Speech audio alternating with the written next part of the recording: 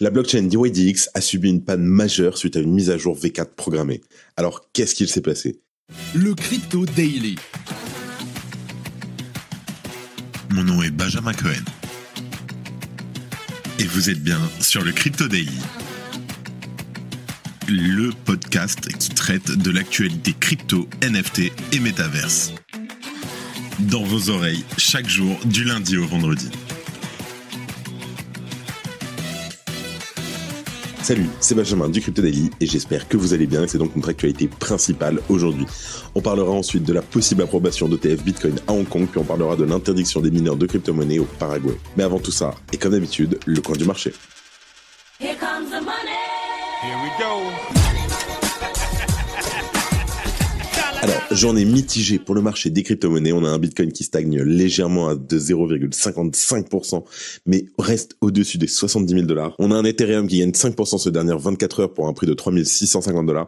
Le BNB et le Sol chutent respectivement de 1,8 et 2,3%. Le XRP augmente de 1,59%. Le Doge baisse de 4,22%, tandis que le Tron s'envole avec une hausse de 24%. Et enfin, pour terminer, l'ADA gagne 1,66%.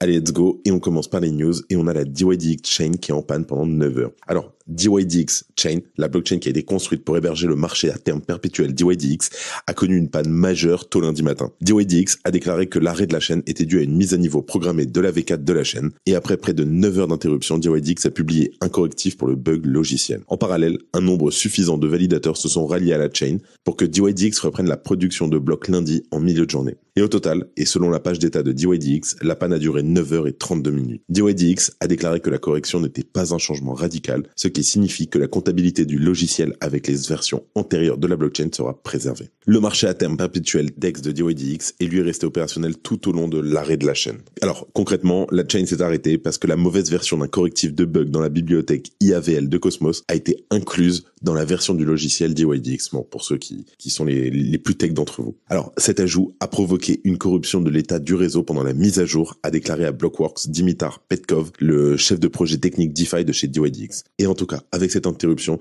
DYDX rejoint le cercle un peu fermé, et je sais pas si c'est super, des chains qui ont subi des perturbations ces dernières semaines, avec notamment Solana et Polygon ZKEVM. En tout cas, à noter que la mise à niveau V4 de la chaîne DYDX a apporté quelques mises à jour mineures à la plateforme d'échange et a introduit un moyen pour les validateurs malveillants d'être éliminés par le vote de gouvernance. Elle a aussi été adoptée à la quasi-unanimité par la communauté la semaine dernière. Alors, pour rappel, la chaîne DYDX qui a été construite sur Cosmos est une chaîne applicative. Donc en gros, c'est une blockchain qui est construite pour soutenir une application spécifique. Et dans ce cas-là, la plateforme de produits dérivés de DYDX.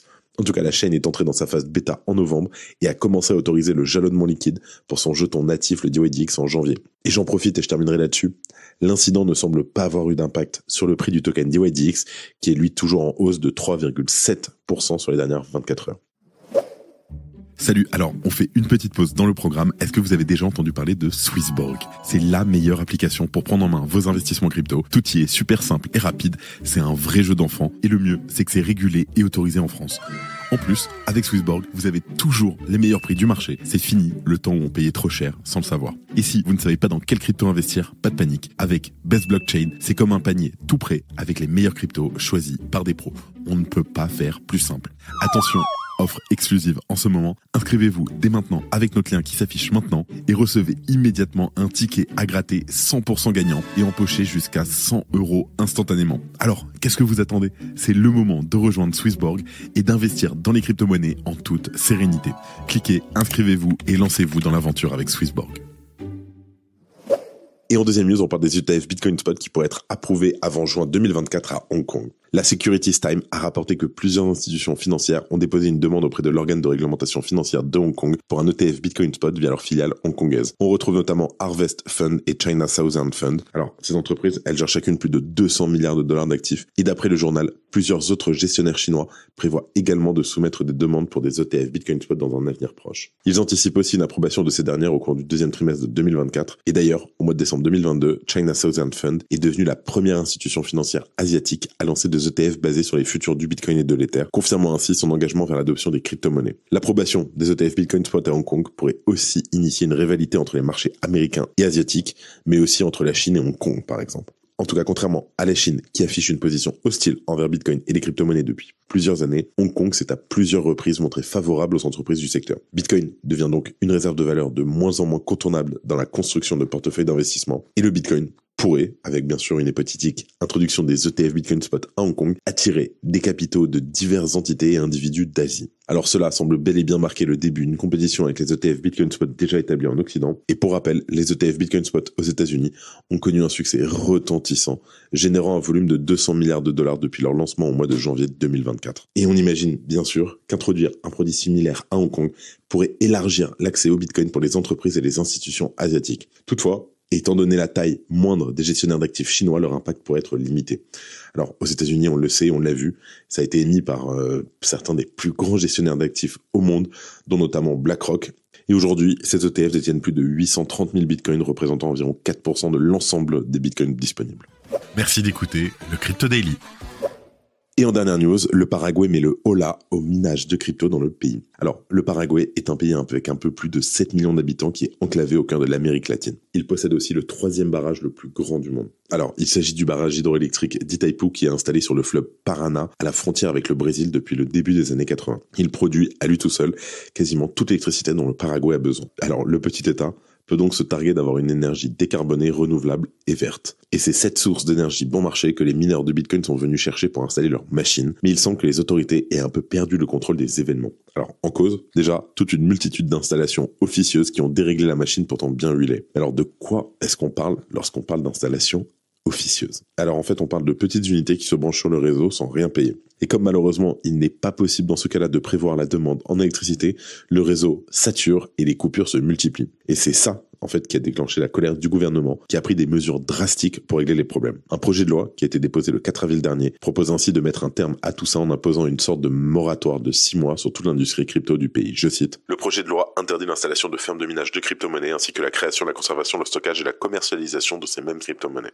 Alors, l'opérateur du réseau électrique, l'administration nationale de l'électricité, sera aussi mise à contribution. L'agence sera chargée de déterminer quand et comment les opérations de minage pourront se dérouler, sans surtout, et bien sûr, sans affecter les autres utilisateurs du système électrique du Paraguay. La NDE estime que chaque unité sauvage de minage cause des pertes financières à hauteur de 95 000 $, et qu'en montant cumulé, cela pourrait représenter près de 60 millions de $ de dommages et intérêts pour le Haut-Paraná. En tout cas, le gouvernement a donc tapé du poing sur la table, et tant pis pour tous les acteurs locaux de la crypto qui ne représenteraient pas une menace pour le pays et qui vont quand même souffrir de ces interdictions. On note aussi, et on terminera là-dessus, que depuis 2022, le pays se cherche une politique à tenir en matière de crypto et manifestement les choses piétinent toujours. Et avant de terminer, je vous laisse Thomas faire les actualités en bref. Juste avant ça, j'aimerais juste vous prévenir qu'on est donc à la PBWS toute la semaine. Si vous êtes dans le coin, venez nous parler rapidement, on discute, on rigole, etc. Voilà, n'hésitez pas. Thomas, à toi de jouer. Merci Benjamin et bonjour à tous. Et on commence tout de suite avec 7% des politiciens sud-coréens qui possèdent des cryptos. En Corée, les cryptos deviennent donc un enjeu électoral, avec 7% des candidats aux législatives en possédant. Le parti actuel promet de reporter la taxation des cryptos à 2027, tandis que l'opposition souhaite lever les restrictions sur les ETF.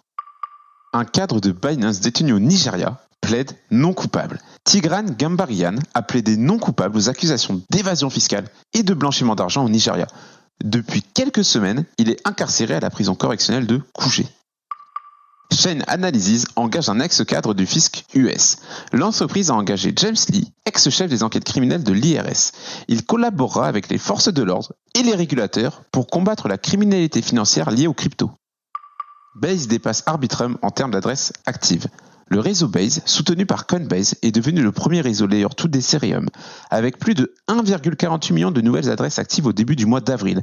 Base surpasse de peu Arbitrum One qui compte 1,43 million d'adresses actives.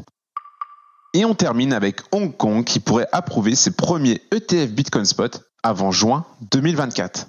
Des institutions de premier plan, telles que Harvest Fund et China Southern Fund, ont déjà soumis leurs demandes aux régulateurs.